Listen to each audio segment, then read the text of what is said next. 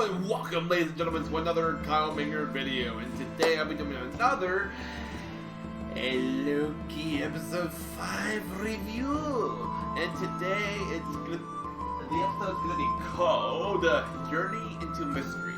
Now, I've been seeing this all over Facebook since this morning, and apparently there's a lot of people saying that Loki becomes president, or President Loki. So, I don't know what's going to happen there in general, but I'm going to see for myself what's going to happen, and it's exactly like 47 minutes, and I'm just going to watch it. Then after that, I'm going to do my thing, give my honest opinions about what I think, and yeah, so before I go and watch it, so if you guys are new to my channel, welcome. Basically on the Kyle Minger Show, I normally just do like channel reactions, movie reviews, and TV show reviews for like Disney Plus and Netflix, and when I go see movies again at the theater, which I'm gonna wait until I get fully vaccinated with my second shot. I mean, as much as I like to go do it right now and go see a movie at the theater, but I still want to play it safe, because, you know, a lot of people recommend you don't go to anywhere until you get your second shot. So that's why I'm going to wait before I go. But yeah, so I'm going to watch it, and then after, I'll give it a review. So, yeah, that's basically what I do on my channel, and I do also, like, do theory videos and gaming videos on my channel. So, yeah, so stay tuned for those. So, I'll see you guys after when I see the episode, and I'll give out my honest thoughts. So, you later. Hey guys, how's it going? So, welcome back to another part of the video. So, I have watched the episode, and I'm not going to try to make this too long as a review. I want to try to make it short as I possibly can. But at the beginning of the episode, we did see that Loki did get thrown into some sort of realm area. So, it's a place where when people get prone or erased, they get dropped off to this waste kind of a place out in the void of time. So they're in the void of time, absolutely nowhere to exist of how the TVA would get there. But it was really interesting how he bumped into these other Loki variants that ended up there. So there's young Loki, and there's older Loki, and there's this other Loki dude with African American Loki with a golden hammer. And then there's the alligator Loki. And yes, that alligator is also a Loki. So, on my point of view, this episode was really good. We did get to see President Loki, and I was, like I said earlier on in the video, I did mention that President Loki was going to show up, and he did show up, but he didn't last too long. Let's just say that when the actual Loki, the one we all love, went to go escape the shelter that they decided to go and hide in for a while until that beast-like cloud shadowy creature that ends up killing people when they come to this void place. It's kind of like a guard dog, and that wants to eat everything and consume all the variants that get dropped off there. So the three other Lokis that helped Loki out from the ground, they all been surviving there for how long, and they try to tell him, it's like, yeah, you're gonna be one of us now. You have to stay with us, and yada yada. And then they go to that shelter. They talk for a while, and then they tell them, and then the other Lokis tell Loki and what happened in their timelines. So basically, young Loki, here's the kicker for him, in his universe, young Loki actually killed Thor and Odin. I think he said Odin. He did say he killed Thor and somebody else. I think it was Odin. I did hear it correctly. It was like Thor and Odin. So he did kill his father and Thor. Also, when they were going through inside the shelter, the camera was panning underground, and what thing I saw? Minger underground. It was actually in the dirt. It was just like right there. The hammer was just like oh, I was like, there's Minger.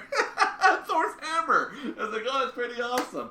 So, there was a couple here good Easter eggs, and I did see that tower thing when we in the last episode where Loki ends up looking at the 3 variants. There's you can see buildings, and that one building on the far right, and we see it kind of look like Avengers Tower. So it kind of, I think, that's probably from one of the other variants timelines, and I don't know which one in particular, but I think the young Loki. I think some people are saying that it might lead up to Young Avengers or Young Loki kind of thing. So I was like, not sure about that, but who knows? But yeah, like I said, they all talked about their lives, and the other older Loki with the classic style Loki outfit, he was talking about his story, how he was able to confuse and trick the Mad Titan Thanos himself. That with his illusion spells, he was able to. And I saw a theory on Facebook and today, and he telling Loki that he was able to convince Thanos that he was the real thing, and then he died, and then then the real Loki that would made the projected so real that it made the Mad Titan think it was actually the real thing, and then after he made himself die, the real guy, he just explained that he went off to another planet, went to isolation, and lived on for his life for many years to come, and then he also told them, and it's like, yeah, I was too bored and I wanted to leave, and by the time I made a few steps, the TVA showed up and took me out. So it's like, yeah. So, my theory is that our Loki, in particular, did the same thing to the Mad Titan and Avengers Infinity War. That's the theory. Did our Loki do the same thing? Oh, that's a theory for another time! I wonder if he learned it from him. Oh, that would make total sense. I mean, Loki would never actually die. He would always come back. Just like how he did it in Thor: The Dark World. He made everybody convinced that he was dead, and then he came back. And then Thor realized, what was it in Ragnarok, is like, wait, you're not my father. Loki! When he threw the hammer, he made it came back, and then Loki was like, fine, okay, fine, yes, it's me. So, I think he's going to be doing it again sometime soon in the future, and he's going to be coming back into the MCU. I think that's probably what's going to happen. But anyways, let's continue on with the review. So the episode progresses, and then we see Sylvie decide to go to the void to look for Loki, and then she realizes that there's this weird creature-like cloud thing, and then she was able to grab the creature and able to see for its thoughts, and after she met up with Loki and the other Loki, she had a plan to try to enchant it, and she realizes, like, oh, yeah, there's an alligator variant like us, and then the others were just like, it's like, oh yeah, it's like, we don't want to explain it, and then Mobius was there, and it's like, oh, it's like, Mobius, you're alive. It's like, yeah, well, I'm not dead yet. It's like, and then Mobius was able to escape through one of those, like, pad things, and Sylvie was able to give it to him, and then he was able to go back to the TVA, so he escaped from the void.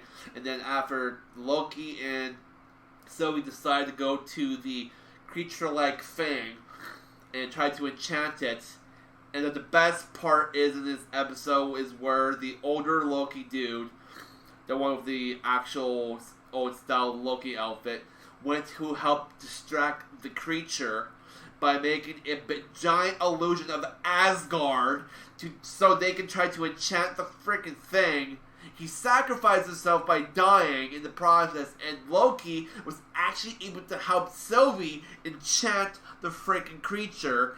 And after Sylvie just said, "Open your eyes," and then after he opened his eyes, everything was all green, and then there's this thing, and the clouds open. It shows this house right now. I have it on my screen with a kind of looks like a little light thing on top of a tower. Kind of seems it looks like it's cut off or something.